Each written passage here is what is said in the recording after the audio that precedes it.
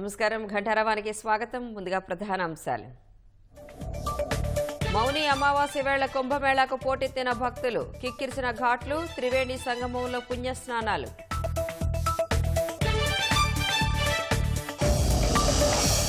కుంభమేళాలో భక్తుల తాకిడికి బ్యారికేడ్లు విరిగి తొక్కిసలాట, పలువురికి తీవ్ర గాయాలు, సహాయక చర్యలు వేగవంతం.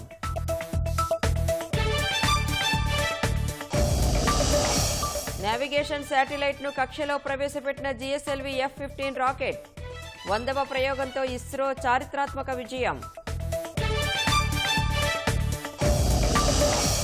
ఇస్రో జైత్రయాత్రలో విజయవాడ RAP పరిశ్రమ కీలక పాత్ర, స్వదేశీ పరిజ్ఞానంతో రూపొందించిన విడిభాగాలు సరఫరా.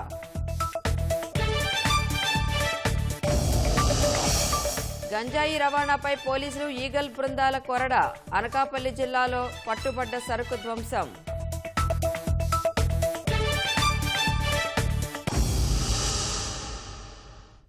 భారత అంతరిక్ష పరిశోధనా సంస్థ ఇస్రో మరో ఘనత సాధించింది. ప్రతిష్టాత్మకంగా చేపట్టిన 100వ ప్రయోగం విజయవంతమైంది. శ్రీహరికోటలోని షార్ నుంచి ఈ ఉదయం 6:23 జిఎస్ఎల్వి F-15 రాకెట్ నిప్పులు కక్కుతూ నింగిలోకి దూసుకువెళ్లింది. NVS-02 నావిగేషన్ ఉపగ్రహాన్ని నిర్దేశిత కక్షలో ప్రవేశపెట్టింది. NVS-02 ఉపగ్రహాన్ని UR satellite centre design చేయడంతో పాటు అభివృద్ధి చేసింది. Trio stage thrust cutoff plus 19 minutes. तृतीय चरण को अब Satellite injection conditions are achieved. बंद कर दिया गया है तथा प्रमोशन की स्थितियां प्राप्त हो चुकी हैं NVS-02 satellite separated. और हर्ष का पल यहाँ पर सफलतापूर्वक NVS-2 उपग्रह को अंतरिक्ष में NVS-02 mission accomplished. उद्दिष्ट कक्षा में अंतक्षेपित कर दिया गया है. This is range operation director. With this mission accomplishment, the Spaceport of India, SDG SHAR, Sriharikota, ISRO Department of Space, had completed 100 launches from here. That is from SLV E1. NVS-02 ఉపగ్రహాన్ని భౌగోళిక, వైమానిక, సముద్ర navigation సేవల కోసం వినియోగించనున్నారు. వ్యవసాయంలో సాంకేతికత, విమానాల navigation, mobile పరికరాల్లో location ఆధారిత సేవలకు ఈ ఉపగ్రహం ఉపయోగపడనుంది. ఉపగ్రహాల కోసం కక్ష్య నిర్ధారణ, ఇంటర్నెట్ ఆఫ్ థింగ్స్ ఆధారిత అప్లికేషన్లు, అత్యవసర సమయ సేవలకు కూడా ఇది దోహదపడనుందని ఇస్రో తెలిపింది. భారత భూభాగానికి 1500 కిలోమీటర్ల దూరంలోని ప్రాంతాలకు కూడా సేవలందించే లక్ష్యంతో దీన్ని రూపొందించినట్టు తెలిపింది. NVS-01 navigation ఉపగ్రహాన్ని GSLV F-12 rocket ద్వారా 2023 మే 29న ఇస్రో విజయవంతంగా ప్రయోగించింది. मानक स्थिति निर्धारण सेवा तथा प्रतिबंधित सेवाएं. प्रारंभिक सुविधा क्षेत्रों में 20 मीटर की इसे अभिकल्पित किया गया. ఇస్రో చరిత్రలో ఇప్పటి వరకు చేపట్టిన 100 ప్రయోగాల్లో 9 మాత్రమే విఫలమయ్యాయి. ఈ ఏడాది చేపట్టిన తొలి ప్రయోగం విజయవంతమైందని ఇస్రో చైర్మన్ నారాయణన్ తెలిపారు. ఇస్రో 100వ ప్రయోగం మైలురాయిగా నిలుస్తుందన్నారు.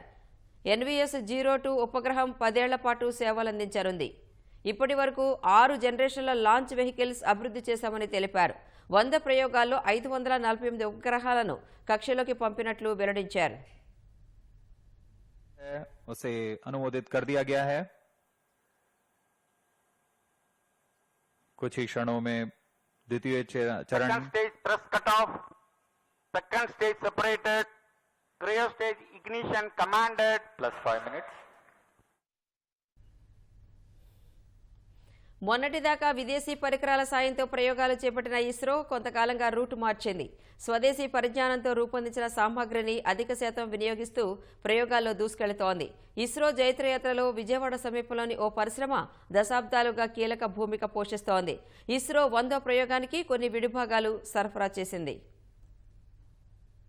తక్కువ ఖర్చుతో రోదసీలో త్రివర్ణ పతాకాన్ని రెపరెపలాడిస్తున్న భారత అంతరిక్ష పరిశోధనా సంస్థ ఇస్రో అనేక ప్రైవేటు పరిశ్రమలను తన ప్రయోగాల్లో భాగస్వాములను చేసింది.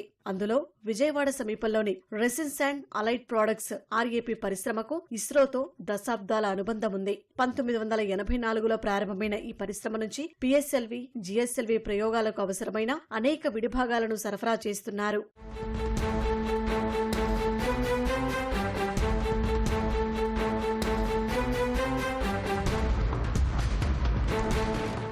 ఇస్రో డైరెక్టర్ గా సేవలు అందించిన సమయంలో K Sivan, PSLV project director గా వ్యవహరించిన జయకుమార్ ఈ పరిశ్రమను ప్రత్యక్షంగా పరిశీలించారు. 100వ ప్రయోగ సమయంలో ఇస్రో చైర్మన్ గా ఉన్న వి నారాయణన్ కూడా ఆర్ఏపీ పరిశ్రమలో తయారు చేస్తున్న పరికరాలను పరిశీలించి తగిన సూచనలు చేశారు. ఇస్రో ప్రయోగాల్లో భాగస్వామ్యం కావడం అదృష్టంగా భావిస్తున్నామని ఆర్ఏపీ చైర్మన్ మనోజ్ కుమార్ సంతోషం వ్యక్తం చేస్తున్నారు. జిఎస్ఎల్వి మిషన్ కి సంబంధించి అబ్లేటివ్ కాంపోనెంట్స్ మన ఆర్ఐపి నుంచే ఇవ్వటం జరుగుతుంది. థర్మల్ బూట్ అనే స్పెషల్ కాంపోనెంట్ 2 మీటర్ సైజ్ ఉన్న ఆ కాంపోనెంట్ ఎక్స్క్లూజివ్ గా జిఎస్ఎల్వి మిషన్ కోసం ఆర్ఐపి నుంచే ప్రొక్యూర్ చేయడం జరిగింది. 94 నుంచి కూడా రొకాసిన్ అనే మెటీరియల్ ఫస్ట్ ఎక్స్ట్రూజన్ షీట్ గా తీయటం జరిగింది. అంతకుముందు క్యాలెండర్ షీట్ లో ఉండేది. దానివల్ల ఎక్కువ అబ్లేషన్ ఎరోజన్ రేట్ ఎక్కువ ఉండేది. దాన్ని ఓవర్కమ్ చేయడం కోసం చంద్రమోహన్ గారు కొత్త టెక్నాలజీని ఇంట్రొడ్యూస్ చేసి ఎక్స్ట్రూడెడ్ షీట్ ని చేయడం జరిగింది. దానివల్ల ఎరోజన్ రేట్ తక్కువ అవడం వల్ల లాంగర్ రేంజ్ కి కూడా రాకెట్స్ రీచ్ అయ్యే పొజిషన్ కి అది కాంట్రిబ్యూట్ అయింది ఆ టెక్నాలజీ. అప్పటి నుంచి కూడా 94 నుంచి మనం ఇప్పటి వరకు కూడా ఆ మెటీరియల్ని మనం కాంట్రిబ్యూట్ చేస్తున్నాం. దానికి తోడు అబ్లేటివ్ లైనర్స్, కార్బన్ కాంపోజిట్స్ కానీ, ఫెనాలిక్ కాంపోజిట్స్ కానీ పిఎస్ఎల్వి మిషన్కి, జిఎస్ఎల్వి మిషన్స్కి అన్నిటికి కూడా ఎండ్ టు ఎండ్ డెలివర్ చేయడం జరుగుతుంది. మనం ప్రధాని మోదీ ఆశిస్తున్న స్వదేశీ నావిగేషన్ రూపకల్పనలోనూ ఆర్ఏపీ పాలుపంచుకుంటోంది. రక్షణ రంగానికి అవసరమైన విడిభాగాలను ఇక్కడ తయారు చేస్తున్నారు. అత్యంత నాణ్యతా ప్రమాణాలతో గోప్యతను పాటిస్తున్నారు. ఆకాష్, పృథ్వీ, అగ్ని, బ్రహ్మోస్ వంటి మిసైళ్లకు థర్మల్ బోర్డ్, నాజిల్స్ వంటి కాంపోనెంట్స్ ను ఆర్ఏపీ నుంచి తయారు చేసి అందించారు. ఇంకా ఇస్తూనే ఉన్నారు. సొంత నావిగేషన్ సిస్టమ్ మన ఇండియాది ఉండాలని అనుకోవటం అనేది అందరి యొక్క ఆకాంక్ష. అది సో ఆ దిశగా చేయడానికి చాలా ఎఫర్ట్ అండ్ ఎక్స్పెన్స్ కూడా ఉంటుంది. Whoever comes forward can make that product. It is possible. We all should contribute towards that in the direction of government of India. And next 5 to 10 years లో ఆ navigation system definite గా make in ఇండియాది వస్తుంది. వచ్చినప్పుడు ఇప్పుడుండే entrepreneurs ఏవైతే navigation సిస్టమ్ని port చేసుకుని, జీపీఎస్ని port చేసుకుని చేసే అప్లికేషన్స్ ఉన్నాయో ఇవన్నీ కూడా షిఫ్ట్ అవుతాయి మన నావిగేషన్, ఇండియన్ నావిగేషన్ సిస్టమ్కి.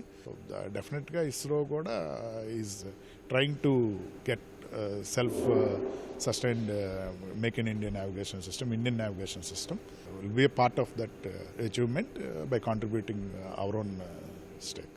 నాణ్యత, నిపుణత, నవ్యత ప్రామాణికంగా స్వదేశీ పరిజ్ఞానంతో ప్రారంభించిన తక్కువ సమయంలోనే ఆర్ఏపీ ప్రత్యేక గుర్తింపు తెచ్చుకుంది. మున్ముందు మరిన్ని ఆవిష్కరణలతో ముందుకు సాగుతోంది. మౌని అమావాస్య సందర్భంగా మహాకుంభమేళాకు భక్తులు పోటెత్తారు. ప్రయాగ్రాజ్లోని త్రివేణి సంగమంలో అమృత స్నానాలు ఆచరిస్తున్నారు. చలిని సైతం లెక్క చేయకుండా తెల్లవారుజాము నుంచే భక్తులు భారీ సంఖ్యలో ఘాట్లకు తరలివచ్చారు. జనవరి 13న ప్రారంభమైన కుంభమేళాలో ఇప్పటిదాకా 15 కోట్ల మందికి పైగా భక్తులు పుణ్యస్నానాలు చేయగా ఇవాళ ఒక్కరోజే 10 కోట్ల మంది తరలివచ్చే అవకాశం ఉందని అధికారులు అంచనా వేస్తున్నారు. మంగళవారం నాటికే ప్రయాగ్రాజ్కు 5 కోట్ల మంది భక్తులు చేరుకున్నట్లు తెలుస్తోంది.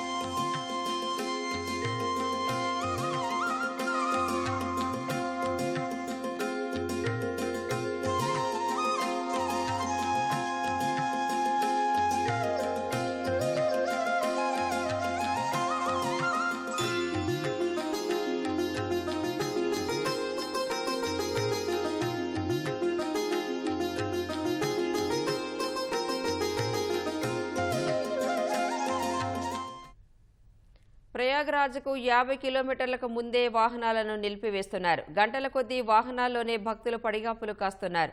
మహాకుంభమేళాలో పలువురు ప్రముఖులు పుణ్యస్నానాలు ఆచరించారు.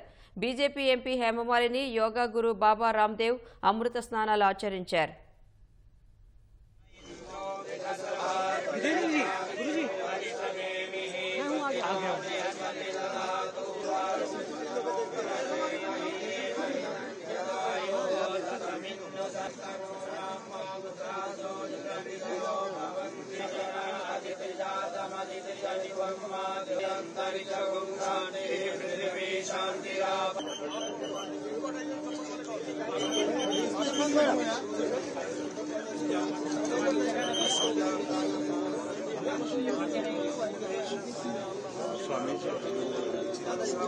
मनसा वाचा कर्मणा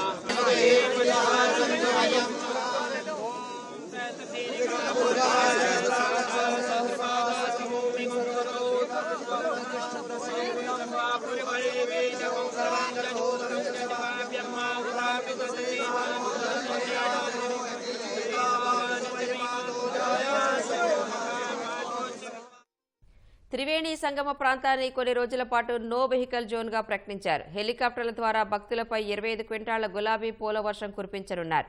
కనీవిని ఎరుకని రీతిలో భద్రతా ఏర్పాట్లు చేశారు. అధికారులు భక్తులకు కొన్ని ప్రత్యేక సూచనలు జారీ చేశారు.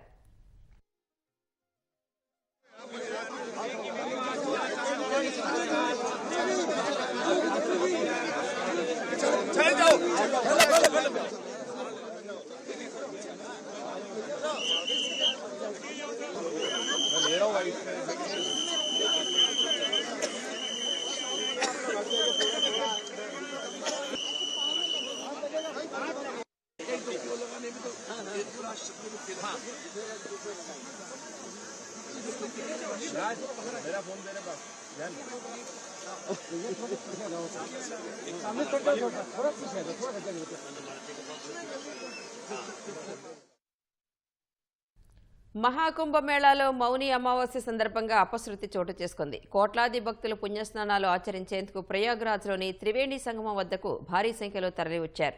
ఈ సందర్భంగా తొక్కిసలాట చోటు చేసుకుంది. తెల్లవారుజామున 2 గంటల ప్రాంతాల్లో సంగం ఘాట్ వద్ద తోపులాట కారణంగా బ్యారికేడ్లు విరిగిపడ్డాయి. ఈ ఘటనలో పలువురు భక్తులకు తీవ్రంగా గాయాలయ్యాయి. క్షతగాతుల్లో మహిళలు, చిన్నారులు ఉన్నారు. వెంటనే స్పందించిన సిబ్బంది గాయపడ్డ వారిని అంబులెన్సుల్లో కుంభమేళా పరిసరాల్లో ఏర్పాటు చేసిన ప్రత్యేక ఆసుపత్రికి తరలించారు.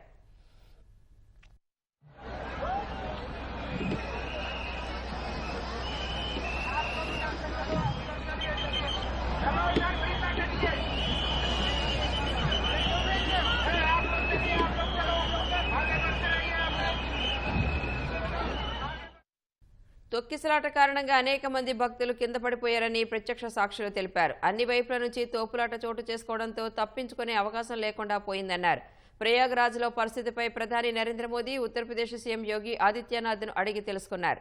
సహాయక చర్యలను వేగవంతం చేయాలని ఆదేశించారు. అక్కడి పరిస్థితిని ప్రధాని ఎప్పటికప్పుడు పర్యవేక్షిస్తున్నారు.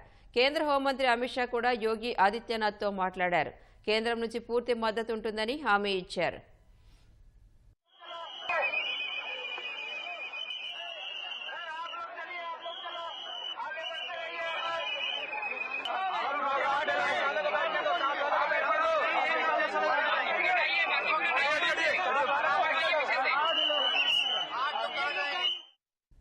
తొక్కిసలాట ఘటన నేపథ్యంలో అఖాడాలకు చెందిన సాధువులు అమృత స్నానం చేయకూడదని నిర్ణయించుకున్నారు. ఈ మేరకు భారతీయ అఖాడా పరిషత్ అధ్యక్షులు మహంత్ రవీంద్ర పూరి ప్రకటించారు. సాధువులంతా అమృత స్నానానికి సిద్ధమైన వేళ తొక్కిసలాట ఘటన వార్త తెలిసిందని, అందుకే తాము ఆ కార్యక్రమాన్ని రద్దు చేసుకున్నట్లు తెలిపారు.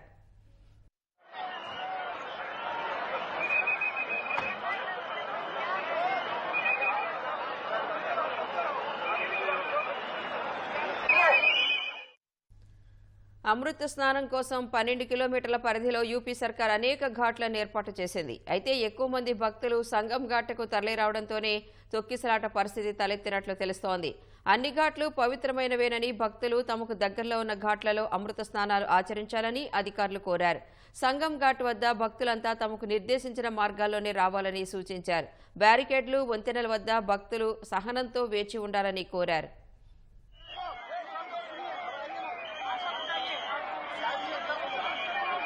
लेकिन यकीनन चुनौती अपने आप में बहुत बड़ी है और इतनी बड़ी तादाद में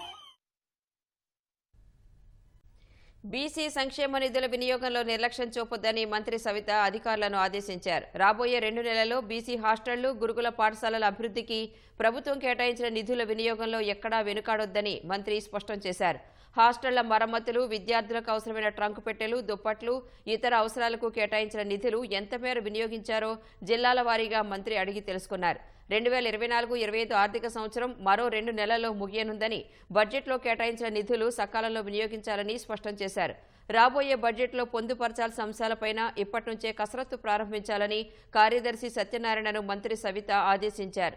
తమ నియోజకవర్గాల్లో బీసీ భవన్ల నిర్మాణంతో పాటు హాస్టళ్ల మరమ్మతులకు నిధులు కేటాయించాలని ఎమ్మెల్యేలు మంత్రిని కోరారు. వెనుకబడిన తరగతుల అభివృద్ధి కోసం విరివిగా స్వయం ఉపాధి రుణాలు మంజూరు చేయాలని విజ్ఞప్తి చేశారు. రాష్ట్రంలో గంజాయి సాగుకు ఆంధ్ర, ఒడిషా సరిహద్దు కీలకంగా ఉంది. గంజాయి రహితంగా ఏపీని తీర్చిదిద్దాలన్న లక్ష్యంతో ప్రభుత్వం ప్రత్యేక దృష్టి సారించింది. గంజాయి నిర్మూలనకు గట్టి చర్యలు తీసుకోవడంతో ప్రతిరోజు ఎక్కడో ఓ దగ్గర పెద్ద ఎత్తున గంజాయి బయటపడుతోంది. పోలీసులు, ఈగల్ బృందాల విస్తృత తనిఖీల్లో బయటపడ్డ గంజాయిని అనకాపల్లి జిల్లా పోలీసులు ప్రత్యేక విధానంలో ధ్వంసం చేస్తున్నారు. మరిన్ని వివరాలు మా ప్రతినిధి కూర్మరాజు అందిస్తారు. రాష్ట్రంలో ప్రధానంగా గంజాయి పండించే ప్రాంతం ఏఓబి. ఇక్కడి నుంచే గంజాయి రవాణా దేశంలో ఏ మూలకు జరిగినా పట్టుబడినా ఆ మూలాలన్నీ కూడాను అల్లూరు జిల్లాలో పండించినవిగా తేలుతున్నాయి. ఇక్కడ నుండి రవాణాకి పెద్ద మొత్తంలో వివిధ మార్గాల్ని ఈ స్మగ్లర్లు ఎంచుకోవడం, వాళ్ళ నుంచి ప్రతి నిత్యం తనిఖీల్లోనేమో బయటపడిన సరుకు ఇది. ఒక్క అనకాపల్లి జిల్లాలోనే దాదాపు 35,000 కిలోలపై వరకు ఇదంతా బయటపడింది. దీని అంతటినీ కూడాను పూర్తి స్థాయిలో బయటికి వాసన గట్రా రాకుండా దాన్ని మండించేందుకు ఇక్కడ రామ్కి ఫార్మాసిటీలో ఉన్న ఈ ఎఫ్లూయెంట్ ట్రీట్మెంట్ ప్లాంట్లోని ఈ సిమ్యులేషన్ ఫ్యాక్టరీలోకి తీసుకురావడం జరిగింది. వివిధ కేసుల్లోని ఈ గంజాయిని మళ్ళీ కోర్టులకి ప్రొడ్యూస్ చేసి కోర్టు నుంచి క్లియరెన్స్ తీసుకున్న తర్వాతనే దీన్ని మండించే ప్రక్రియకి శ్రీకారం చుడుతున్నారు. ఇక్కడ మనం చూస్తున్నాం, ఇక్కడ అనకాపల్లి సబ్ డివిజన్, అలాగే పరవాడ సబ్ డివిజన్, అంటే అనకాపల్లి జిల్లాలో నర్సీపట్నం సబ్ డివిజన్, ఈ 3 సబ్ డివిజన్లకు సంబంధించిన మొత్తం పట్టుబడిన ఈ గంజాయిని మొత్తంగా దీన్ని మండించి దాన్ని మళ్ళీ న్యాయస్థానానికి నివేదించడం అనేది పోలీసు ప్రక్రియలో ఒక భాగం. ఇప్పుడు మనం చూస్తున్నాం, ఇక్కడ అనకాపల్లి జిల్లాకు సంబంధించి 30 డైనమిక్ చెక్ పోస్టులు పెట్టారు. అలాగే 5 పెర్మనెంట్ చెక్ పోస్టులు కూడా పెట్టడం జరిగింది. ఈ నైసర్గిక స్వరూపం మనం చూస్తే మొత్తం అనకాపల్లి జిల్లా మొత్తం అల్లూరు జిల్లాతో సరిహద్దు ఉంటుంది. మొత్తం ఇప్పుడు ఈ జూలై నుంచి డిసెంబర్ 24 వరకు మొత్తం 103 కేసులు రిజిస్టర్ అయ్యాయి. అలాగే 277 మందిని అరెస్ట్ చేశారు. అలాగే 4,729 కిలోలకు పైగా గంజాయిని సీజ్ చేయడం జరిగింది. ఇక్కడ మనం చూస్తే గంజాయి రవాణాలోని అత్యంత పగడ్బందీగా ఈ స్మగ్లర్లు వ్యవహరిస్తున్న తీరు ఈ ఫోటోల ద్వారా మనకు వ్యక్తం అవుతుంది. ఇవి చూశారు, ఆ 3 నిందితులు చూస్తే ఏకంగా మన శరీరాలకే అవి వాటిని అతికించుకునేటట్టుగా చేశారు. ఈ పైన ఫోటోలో చూస్తే అసలు కారులో ఎక్కడా లేకుండా కారు అడుగు భాగంలో ఒక స్టెఫ్నీ ఉన్న భాగంలోనేమో మొత్తం దాన్ని గంజాయిని మనకి వాళ్ళు జాగ్రత్తగా సీల్ చేసి ఎక్కడ ఎటువంటి అనుమానం రాకుండా తీయడం జరిగింది. అలాగే కంటైనర్లోనేమో రవాణాకి లారీలకు సంబంధించి లారీల్లోని పై భాగంలోని పూర్తిగా ఒక ప్రత్యేకంగా ఒక ఏర్పాటు చేసుకున్న అరల్ లాంటి వాటిలోనేమో ఈ గంజాయి రవాణాకి ఈ స్మగ్లర్లు ప్రయత్నించిన వాటిని పోలీసులు ఛేదించడం, అలాగే కారు బోనెట్లో ప్రత్యేకంగా ఆల్మర్లు ఏర్పాటు చేసుకుని దాంట్లోనేమో ఈ గంజాయిని పెట్టి వీరంతా కూడాను రవాణా చేస్తున్నవన్నీ వివిధ దశల్లో వివిధ రకాలుగా పోలీసులకి బయటపడుతూనే ఉన్నాయి. ఇవన్నీ మొత్తం పోలీసుల అంటే నిరంతర నిఘాకి నిదర్శనంగా ఉంటున్నాయి. ఈ గంజాయి పట్టుకున్న తర్వాత దానికి సంబంధించి ఆ గంజాయిని మండించడం అనేది ఈ న్యాయ ప్రక్రియలో ఒక ప్రధానమైన భాగం. మొత్తం ఇది రాష్ట్ర ప్రభుత్వం గంజాయి మీద మోపుతున్న ఉక్కు పాదానికి నిదర్శనంగా మనం ఈ ప్రక్రియలన్నింటినీ చెప్పాల్సి ఉంటుంది. కెమెరామెన్ సి శ్రీనివాస్తో కూర్మరాజు, ఈటీవీ న్యూస్, అనకాపల్లి జిల్లా. మరిన్ని వార్తలు బ్రీఫ్గా చూద్దాం.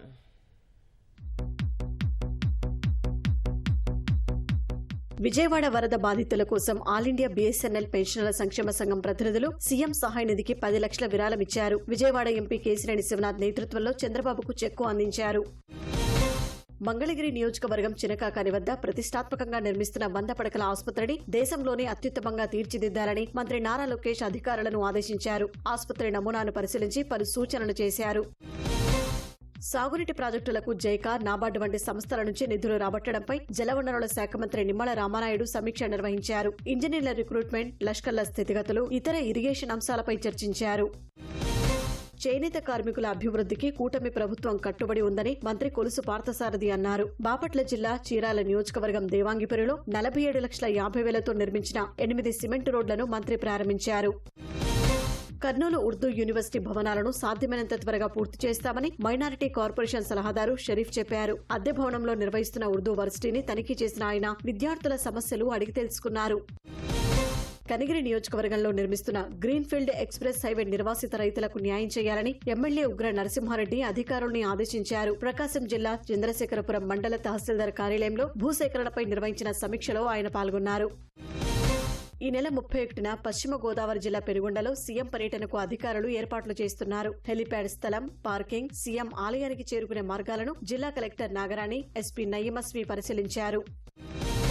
హరిత విప్లవం భారతదేశ ఆరోగ్యాన్ని దెబ్బతీసిందని ప్రకృతి వ్యవసాయ నిపుణుడు సుభాష్ పాలేకర్ అన్నారు. తిరుపతి ఎస్వి వర్సిటీలో కృషి వ్యవసాయ విధానంపై నిర్వహించిన సదస్సులో ప్రకృతి సేద్యంపై అవగాహన కల్పించారు. హెల్మెట్ ధరించని ద్విచక్ర వాహనదారులకు మార్చి నుంచే జరిమానాను పెంచుతున్నట్లు విజయవాడ సిపి రాజశేఖరబాబు తెలిపారు. ఉల్లంఘనకు పాల్పడితే జైలుకు పంపుతామన్నారు. రాజధాని ప్రాంతంలో రోడ్డు ప్రమాదాలు తగ్గించేందుకే ఈ నిర్ణయమన్నారు. రాష్ట్రాభివృద్ధితో పాటు అన్ని వర్గాల ప్రజల ఆర్థిక, సామాజిక అభివృద్ధి కోసం కూటమి ప్రభుత్వం పనిచేస్తోందని గుంటూరు, కృష్ణా జిల్లాల పట్టభద్రుల ఎమ్మెల్సీ అభ్యర్థి ఆలపాటి రాజా అన్నారు. గుంటూరులో జరిగిన పార్టీ కార్యకర్తల సమావేశంలో పాల్గొన్న ఆయన చంద్రబాబు, పవన్, మోదీ కలయికను త్రివేణి సంగమంలా అభివర్ణించారు. నెల్లూరు జిల్లా బుచ్చిరెడ్డిపాలెం శ్రీ జొన్నవాడ కామాక్షి దేవాలయం ఈవోపై మల్లికార్జున అనే భక్తుడు లోకాయుక్తకు ఫిర్యాదు చేశారు. దసరా ఉత్సవాల్లో 2 రోజుల పాటు దర్శనాన్ని నిలుపుదల చేశారని ఆరోపించారు. ఈవో నుంచి తనకు ప్రాణహాని ఉందన్నారు. అనంతపురం జిల్లా పొట్టిపాడు పొలాల్లో మోటార్ల తీగలు దొంగిలిస్తున్న 2 గ్రామస్తులు పట్టుకున్నారు. స్తంభానికి కట్టి దేహశుద్ధి చేసి పోలీసులకు అప్పగించారు.